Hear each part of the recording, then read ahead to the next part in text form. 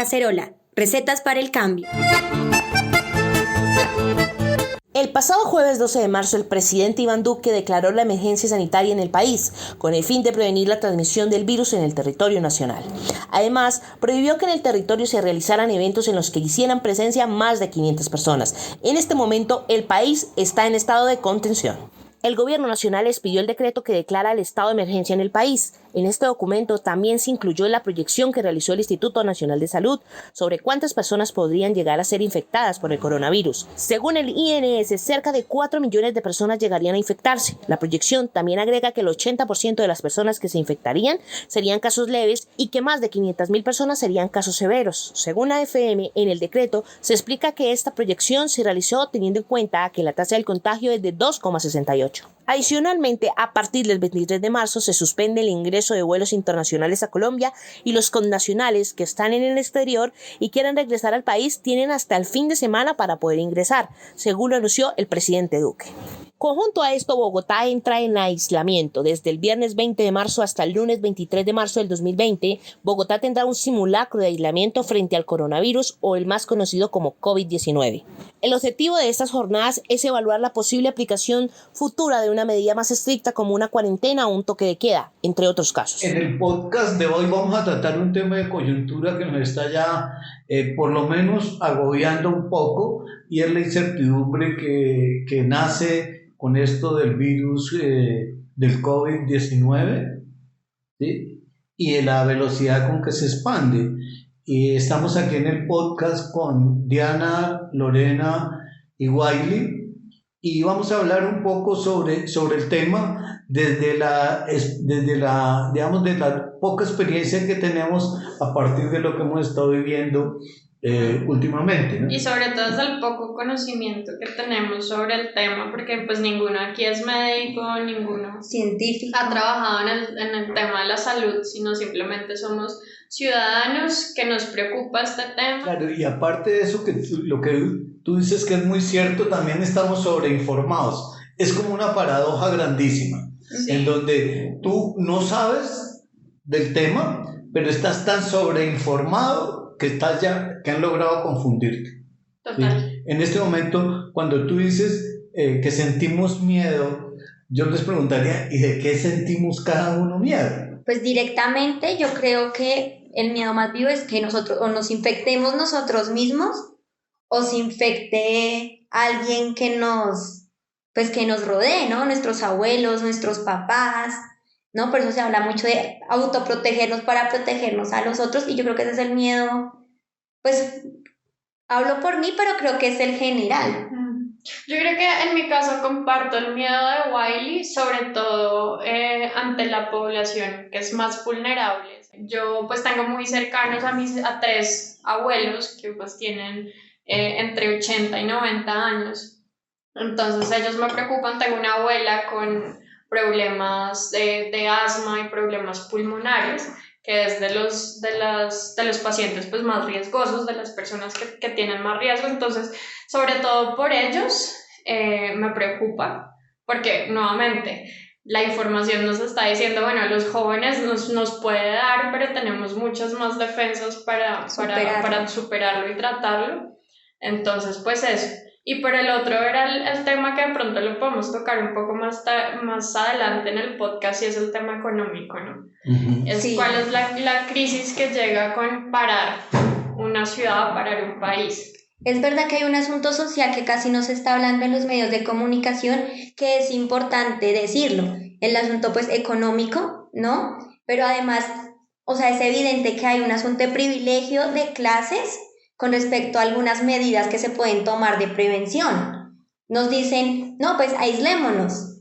Es muy fácil para algunos decir, listo, me quedo encerrado en mi casa, el teletrabajo, lo que sea, pero hay personas que viven de salir, o sea, salen a la calle a buscar qué comer ese día, y ese día que no salen a la calle a trabajar, simplemente no comen, la circunstancia es tal.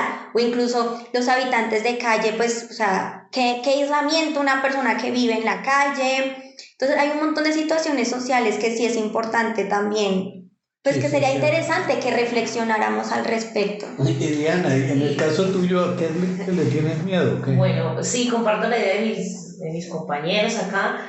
porque también comparto con mis abuelas, con 2 abuelas, y ellas son más factibles a que les genere una gripa más rápido, ¿sí? El mío también es salir a la calle y lo que decía Wiley, encontrarnos con gente que no está tomando ninguna medida, ninguna precaución, y esto nos genere que nosotros tengamos un virus. Puede que esas personas sean más inmunes, pero nosotros seamos más factibles a que ese tipo de virus pues, nos afecte a nosotros y poder, y que Dios no lo quiera, infectar a la gente que más queremos y que está en nuestra casa.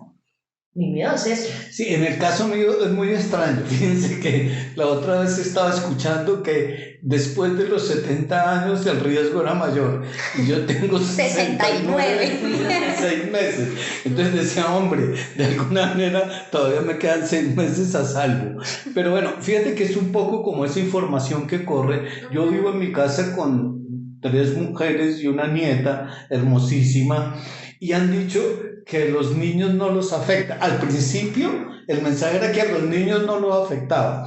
Después que el mensaje es que los niños son portadores muy eficaces del virus y que esos niños pueden transmitirlo con mayor facilidad que los mayores. ¿Sí? Sin embargo, hay dudas, por ejemplo, con respecto a la edad de qué niños, porque es que, por ejemplo, tu nieta es una bebé de brazos. Exactamente. ¿Qué tanto? O sea, Sí, a mí me parece que es un vulnerable. Yo no te podría responder porque lo he tratado de buscar en algún lado. Que una cosa es un niño y otra un bebé. ¿Sí? Esta mañana, un poco también de las cosas que me dan miedo a mí, esta mañana es como el no respetar las normas que se están poniendo para controlarlo o mitigarlo o tranquilizarse la gente, ¿sí?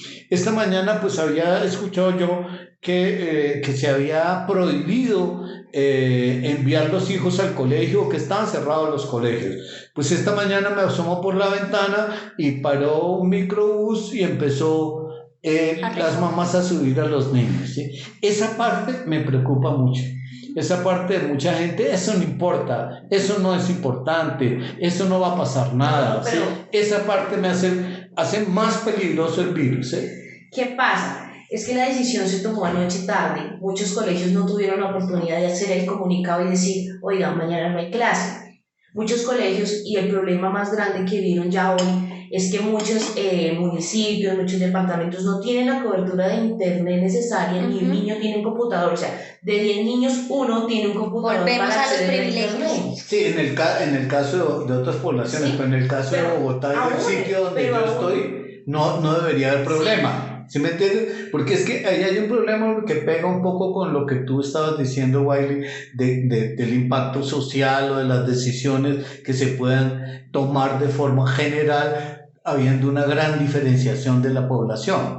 La población de bajos ingresos, por ejemplo, en general con poca capacidad de conectividad, bla, bla, bla, podría estar en mayor riesgo. Entonces debería decirse, hombre, las medidas que se tomen deben favorecer, ¿sí?, que en esa población haya conectividad. Por ejemplo, no estoy de acuerdo con que todo el mundo tenga que estar conectado, informándose y sobreinformándose, pero en el caso de eso sí. Fíjate que en el caso de los ingresos, que fue un diálogo que tuvimos también por la red, por Facebook, de alguien que puso un poco lo de hay que aislarse socialmente, se llama ahora. Y bueno, una de las cosas que le decía yo era eso que tú estabas diciendo. Es decir, yo me puedo aislar, ¿sí me entiendes? Pero la persona que sale a buscar el alimento...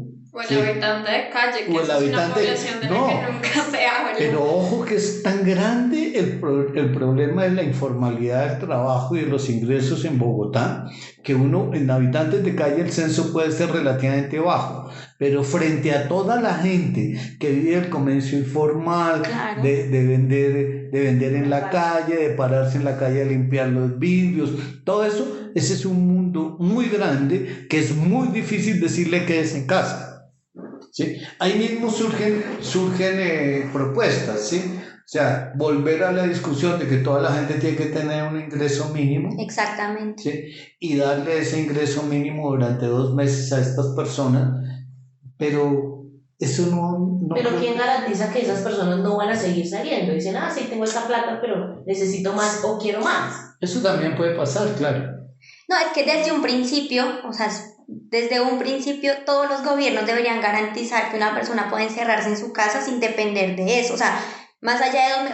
Claro, obviamente es una cosa utópica lo que estoy diciendo, pero bueno, hay países en donde ocurre, pero digamos en un país como Colombia... Es un movimiento muy fuerte en Europa que se llama el de renta básica. Ajá. Es decir, todas las personas tienen el derecho a tener una renta básica por el solo hecho de ser ciudadanos de un país. Uh-huh. ¿Sí? Pero bueno, me quedé pensando en el problema del miedo de ustedes, porque en el fondo es miedo a la muerte. Claro. ¿Sí? Pero miren que a mí no me preocupa tanto la muerte mía, sino la muerte de quienes están a mi alrededor, no, de quienes puede afectar. Tal vez ni siquiera la muerte en sí, sino pues el padecimiento de la enfermedad, ¿no? Además porque claro, dicen que es como una gripa con fiebre, pero es que de por sí, o sea, hay gripas donde yo las manejo súper bien, así como hay otras gripas que me mandan a la cama. Y pues me imagino que también así mismo será el coronavirus, tendrá como un rango según también pues el cuerpo de cada persona, pero tal vez es más eso, de los demás, y que también es muy bueno, ¿no? O sea, queriendo hablar, digamos, cosas positivas que podría traer esto, es que nos ha hecho ponernos a pensar en el otro, o sea, yo me cuido no solo por mí, sino me cuido por el otro, no compro de manera desmedida cosas, no por mí, sino por el otro. Y pues creo que en una sociedad como la que vivimos ha sido a las patadas un decrecimiento obligado, pero ha sido importante. Fíjate que es muy extraño lo que sucede en estos momentos de una crisis así. El sistema en general ha promovido el egoísmo. Uh-huh. Es decir, ese gran yo, primero yo, segundo yo, tercero yo, y ahora a ese egoísmo le están pidiendo solidaridad, ¿sí? Eso me parece que es como, al menos llama mucho la atención, porque toda la vida lo que le han venido diciendo a uno, usted está trabajando por usted, lucha por usted, bueno, es un círculo más cercano de familia y tal, pero ahora te piden solidaridad cuando es muy posible que solo el peligro inminente de que te puedas morir, ¿sí?, te esté obligando a esa solidaridad. Es verdad. Sí, ahí hay como un mapa muy raro de valores, porque lo que sí está... Es una solidaridad hipócrita. Claro, sí, ¿entiendes? Egoísta, una solidaridad egoísta. Sí, claro, empieza uno como ve, ahora ya todo el mundo, todos aquellos que decían... No voy a meterme en política, pero todos aquellos que estaban del lado político, del primero yo soy el único que tal, los demás son, pues ahora están pidiendo la solidaridad de sus enemigos. ¿Sí? Esto se pega con la política, así de la misma manera. Totalmente. Que decías que pagaba con lo social, y tú que estás en lo económico, que vamos a hablar ahora, en lo político también. En lo político es latente en el sentido de que, o sea, Duque se demoró mucho, por ejemplo, en cerrar fronteras con países como Estados Unidos y Europa, cuando tenían toda esa crisis desde hace ya rato, o sea, cientos de infectados. En Venezuela detectan 2 y cierra frontera con Venezuela. O sea, digamos que es muy obvio. O sea, ¿por qué? Sí, no, es obvio en el sentido de que hay riadas de venezolanos que se están pasando para acá. No, pero además el peligro puede no estar ahí. Claro, es que el peligro no viene de Venezuela. Claro, Venezuela es de donde menos viene el peligro. Puede venir de Perú, puede venir de Ecuador, de Brasil, obviamente. Digamos como en los fronterizos. Pero es que Venezuela no está recibiendo un flujo grande de turistas. Venezuela está... Eran 2 personas en ese momento, mientras que en Europa la gente estaba llegando sin ningún problema.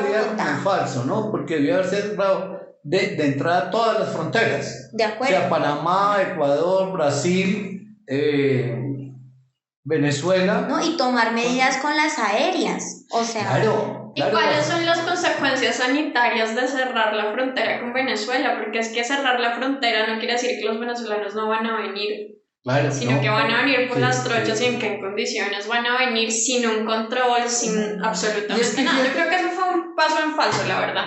Pero yo sigo pensando que hay un asunto político, o sea, más allá de que el coronavirus y demás, es como lo que ha simbolizado Venezuela en los últimos años, y que, o sea, y es una excusa perfecta sea, por un Sí, asunto aunque de fíjate que en psicología. todas partes está pasando ese uso inadecuado político Del cierre. del virus.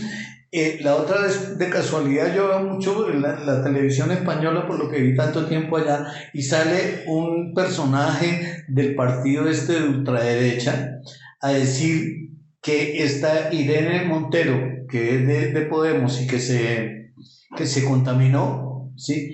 Era responsable por haber invitado a la gente a la manifestación de las mujeres del 8 de marzo. Entonces, el uso político de eso está ahí. Y entre más se aviva la crisis, el uso político va a ser más fuerte. Pero no creas que o sea, que en algún momento todos estos políticos deben encontrar un consenso frente al coronavirus, o sea, también como, o crees que van a estar cada uno diciendo, echando culpas a un lado o al otro, o sea, no va a haber un momento en que al menos frente a una crisis mundial como esta haya convergencia. Yo que he perdido la fe en los políticos, creo que ellos en algún momento usarán eso que estás diciendo, el consenso, para reactivar o reanimar o lavar la imagen de los mismos políticos.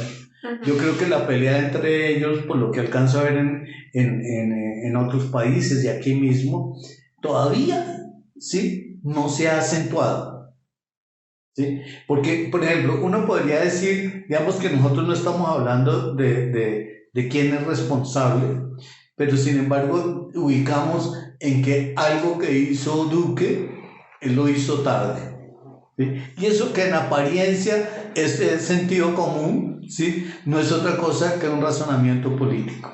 Claro. ¿Sí me entiendes? Entonces, ¿qué es lo que sucede? Que en esas conversaciones que tenemos, muchísimas veces trasladadas a los medios, se vuelven una batalla campal de insultos y de cosas de esas, ¿no? ¿Qué es lo que sucede? Fíjate, me está pasando aquí en el podcast que tengo una especie de tic nervioso por no poderme tocar la cara. ¿Eso les ha pasado? Sí, la verdad es que pues desde todo este tema de no se toque la cara, lávese las manos con frecuencia, yo que me considero una mujer, digamos, tranquila y sí como que intento pues tener mi postura crítica y no comer entero, entre comillas, me he vuelto un poco psicótica con eso. Entonces pues yo tengo gafas del típico tic de los que tenemos gafas, que es subirnos las gafas. Ahora o sea, se me caen y es como, bueno, me las levanto con el codo, dejo que se me caigan. Tengo un flequillo en la cara que todo el tiempo me lo estoy tocando, o sea, pero antes, esas cosas que yo hacía antes de manera inconsciente, ahora he tenido que pues traerlas al consciente y claro, y la piquiña en la nariz que uno nunca tiene. Ahora resulta que ahora uno todo el tiempo tiene una piquiña en la nariz. Eso me está pasando ahora, o me está pasando, que uno no sabe o uno siempre lo ha tenido pero no se ha dado cuenta. o simplemente se rascaba rápido Y ya. Pero sí, la situación avanza hacia esos temores, yo diría menores, digamos menores en este sentido. Uno no teme que se vaya a acabar la especie humana, ¿sí? Ni que vaya a ser el fin del mundo, ni que esto precipite un desarrollo mucho más acelerado del apocalipsis o cosas de estas, ¿sí me entiendes? Pero los pequeños temores, como no te rasques la nariz, si cogiste el picaporte de la puerta de una casa distinta a la tuya, te tienes que lavar inmediatamente la mano, ¿sí? Pues hay muchas preguntas. Esta mañana me iba a subir a un taxi y la verdad no me atreví a cogerlo así con la mano directamente y lo cogí así con la manga del saco, ¿sí? Y me quedé preguntando, ¿será que la manga del saco no pilló el virus? Fíjate que hay un mundo de temores que están ahí, que acumulados, ¿sí me entiendes? Son los que terminan por ponerlo a uno. Solo creo que termina por esta y que no situación. sabemos si son tan reales. Exacto, o sea, si realmente exacto. el que toques una superficie de alguien que la tocó hace 10 minutos con coronavirus y realmente te va a pasar. O sea, sí sabemos que es más contagioso que una gripa normal, pero no sabemos cuál es el nivel. Entonces, casi que por prevenir, es que todos estos miedos pues nos están afectando tanto, pero no es realmente que es verdad tengamos eso, pero eso la llama a una información responsabilidad yo diría que los medios masivos, ¿sí? De explicar un poquitico más las pequeñas cosas, no las grandes políticas. Incluso lo que estábamos hablando, pues antes de que iniciáramos a grabar, como la pregunta del antibacterial. Si el antibacterial mata bacterias, ¿por qué lo estamos usando para contrarrestar un virus, no? Pero pues no somos científicos, no sabemos cuál es la diferencia entre un virus y una bacteria, no sabemos cuál es el efecto, si el jabón antibacterial o no. Y además te preguntas por qué los laboratorios químicos hicieron antibacterial y no antiviral. Hombre, algo pasa ahí un poco pegado a lo que decías tú de lo económico. Así como algunos van a sufrir con fuerza la pandemia esta, ¿sí? Otros van a disfrutarla o a enriquecerse con ella. Las empresas de ¿sí? tapabocas. Claro, y se empiezan a discutir cosas muy extrañas en esto de lo económico, ¿no? Porque fíjate, escuchaba ahí que Trump había casi que exigido a un laboratorio alemán que si ellos financiaban la primera, digamos, el primer receptor del beneficio de la vacuna debe ser Estados Unidos. ¿Sí me entiendes? Otros dicen, ¿sí?, que lo que ya encontraron en Cuba puede salvar a la humanidad y que lo están distribuyendo gratuitamente. Hay discursos políticos. Es una guerra de información, la berraca. Sí. Ahora, ¿quiénes se van a empobrecer? Por el lado de lo que de la pregunta de Lorena, ¿quiénes se van a empobrecer? Los que son más pobres. Total. Eso es bien berraco, ¿sí me entiendes? Los que son más pobres. ¿Quiénes se van a enriquecer? Pues los que son más ricos porque tienen más capacidad de transformar sus productos en algo como generalizable. Los bancos se van a de alguna manera enriquecer. Puede haber una necesidad de aumento del crédito de la gente para comprar cosas que nunca había pensado. Los seguros ahora van a cubrir virosis. Exactamente. Y claro, yo fíjate que esta mañana me preguntaba por qué si me vacuné para todas las vacunas que me puse para poder recibir a mi nieta, si esas vacunas me cubrían por lo menos parte del sistema viral que está atrofiando el coronavirus, ¿no? Mira que eso de los créditos ya está pasando. Yo leía por ahí que Bancoldex abrió una línea de crédito especial para la coyuntura para aquellos negocios que o comercios que están viéndose mayormente afectados por eso. O sea, todo eso sí. Claro, Hay un eso asunto pasa. de yo vi, por ejemplo, que en la bolsa de Nueva York, o sea, empresas de Europa y de los Estados Unidos tuvieron caídas del 10%, cosas que no ocurrían desde los 80, pues escuchaba, ¿no?, al señor de las noticias explicando eso, y es como, o sea, sí. Y cuando ocurren esas cosas, por ejemplo, en la bolsa y demás, uno dice, claro, hay sectores que se pueden enriquecer, pero los ricos tampoco son del todo inmunes, ¿no? No son inmunes. O los empresarios dueños de... ¿sí? Sí, pues tienen un colchón por lo menos de protección. Sí. Tienen un colchón y es un colchón amplio. Sí, porque de todas maneras, en un país como Colombia, fíjate, el número de aparatos que sirven para respiración artificial, eso que se están necesitando ahora, que hay escasez en España, pero hay un número determinado, no sé cuántos, un pequeño número frente al problema. En Colombia esos aparatos son más escasos y va a haber una relación directa entre aquel que puede comprar ese servicio de la respiración y el que no puede. ¿Sí? Eso me parece que se va a dar ahí. Claro, ahí viene que deben estar los fabricantes de esos aparatos fabricando montones de aparatos. ¿Sí? O si no, porque si hay escasez, así mismo pueden... La materia prima se va a escasear. No, y si hay escasez pueden cobrar también lo que se les dé la gana con respecto a eso. Y claro, lo que yo digo puede sonar súper macabro porque no puede decir, ay no, pero ¿cómo no va a producir eso? Pero hemos visto que detrás de esto hay intereses, se pueden haber intereses. No digo que haya los intereses económicos y políticos inventaron el virus, sino que obviamente le van a sacar provecho a eso, incluso a cosas sociales. Esta mañana estábamos hablando con Lorena, por ejemplo, de las políticas del de Londres, de Inglaterra, de Boris Johnson, que estaba diciendo básicamente, vamos a dejar que la vida sigue normal, que se infecte el que se tenga que infectar, que se muera el que se tenga que morir, y después ya con los sobrevivientes, ¿no? Además la palabra suena reapocalíptica, vemos qué hacemos, porque la economía sigue y es como... El capitalismo salvaje. Total, es decir, a la N... morirse se van a morir 30.000, digamos que es un número alto, ¿sí? Sí. Pero es que somos muchos, o sea, ¿sí me entiendes? O sea, puede haber detrás, ¿sí? un pensamiento que está poco preocupado por la cantidad de muertes que puede producir un virus porque no los necesitamos. Hay algo que tiene la política allá en Inglaterra, según lo entiendo, que me parece interesante y válida, no sé de qué forma es posible acogerla, pero es pensar, hay distinto tipo de poblaciones a las que las afecta de distinta manera. Entonces las medidas deben ser distintas para unas poblaciones que para otras. Digamos que aquí todo el miedo nos lleva a ir a comprar el papel higiénico, entrar en un estado de pánico para todo el mundo, mientras que allá se hace como un poco esa diferenciación. Entonces, si son los viejos a quienes más le afecta, bueno, vamos a tomar medidas específicas hacia esa población. Visto en el tema económico, por ejemplo, digamos, la gente está trabajando por horas, por días, ¿sí? Y la gente que está trabajando por horas y por días y declaran cuarentena, ¿sí me entiendes? La pregunta es, ¿me van a pagar los días que no voy a venir? ¿Sí? Ese es mi trabajo. Eso puede pasar, por ejemplo, con Idalí o con la señora que trabaja en casa.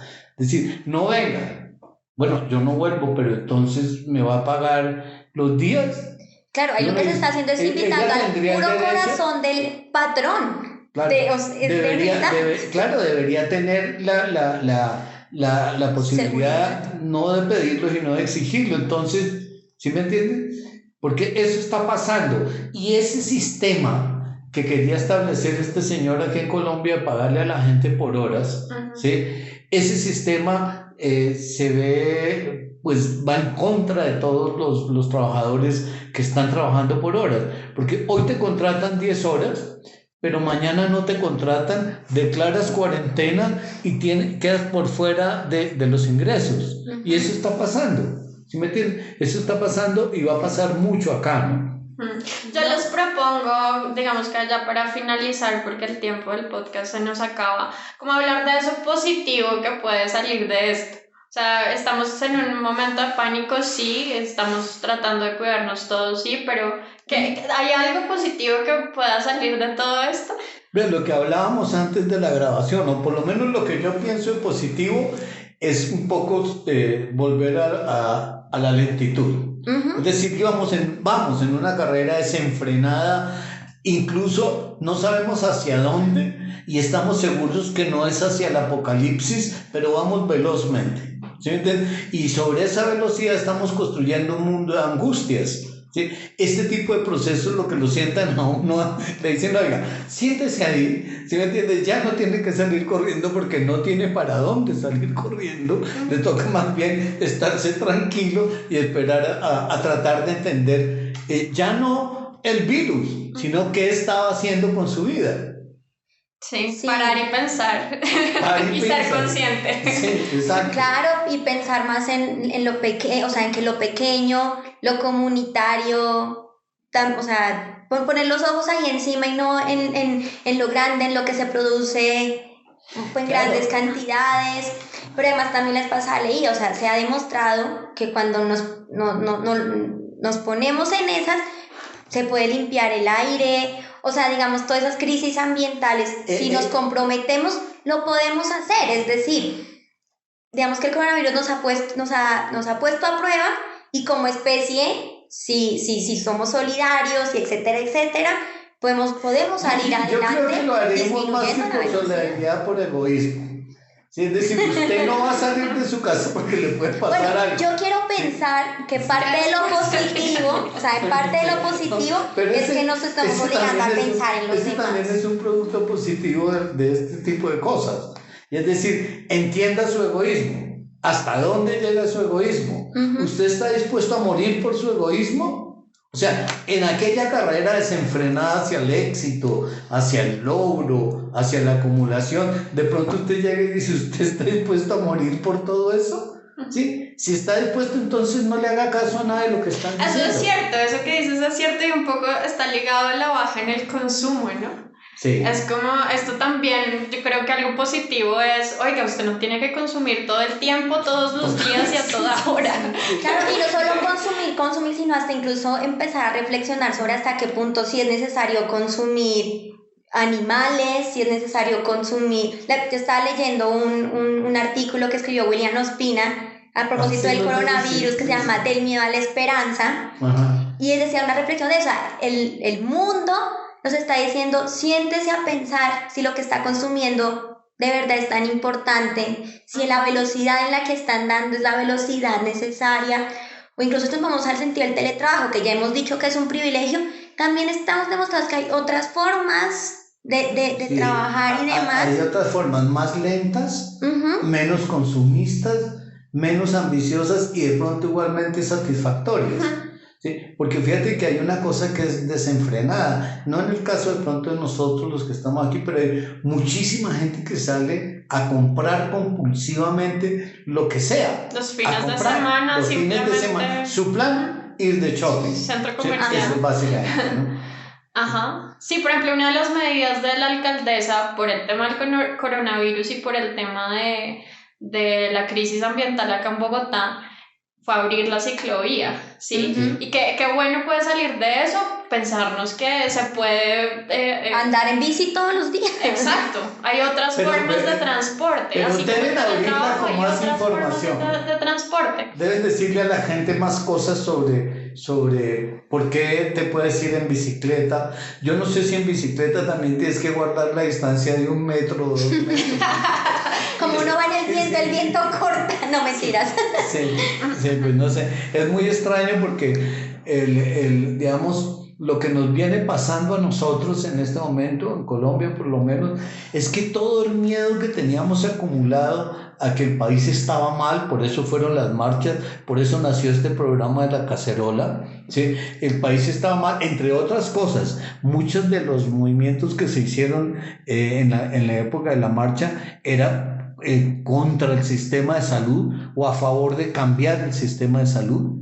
Sí, todo eso a favor de la tercera edad y de las pensiones. En el Instagram de Luis Festival, de hecho, preguntamos con respecto al coronavirus, ¿qué es lo que más miedo tiene? Y una respuesta repetitiva fue con respecto al sistema de salud. Claro. O sea, la gente cree que el sistema de salud no está preparado para enfrentar ni esto ni ninguna crisis. Claro, ni nada. Es que fíjate que ahí, yo no sé si vamos cerrando, porque ahí ya el miedo ya no es solo al virus, sino a la muy baja capacidad de respuesta que tenemos ante el peligro que significa el virus a través del sistema de salud. Eso es una cosa que es inquietante, ¿no?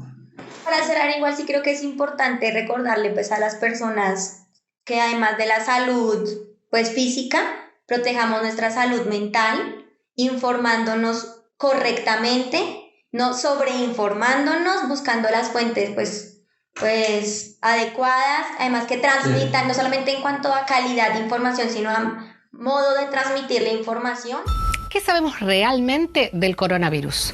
Sabemos que se propaga cuando inhalamos pequeñas gotas que expulsa a través del estornudo o la tos una persona infectada, o cuando tocamos una superficie donde han caído esas gotas y sin querer nos llevamos las manos a los ojos, a la nariz o a la boca.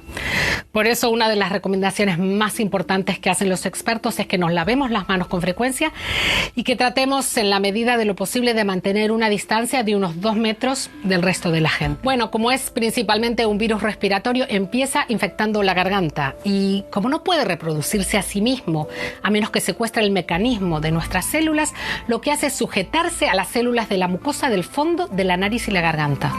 Una vez allí, utiliza las proteínas que sobresalen de su superficie como si fueran una lanza para penetrar las membranas de nuestras células. Este es un audio tomado del portal de noticias BBC Mundo. Pueden escucharnos a través de Spotify, iVoox y nuestro canal de YouTube. Este es un proyecto cocinado por Pacifistas Sin Fronteras en colaboración con el Luis Festival.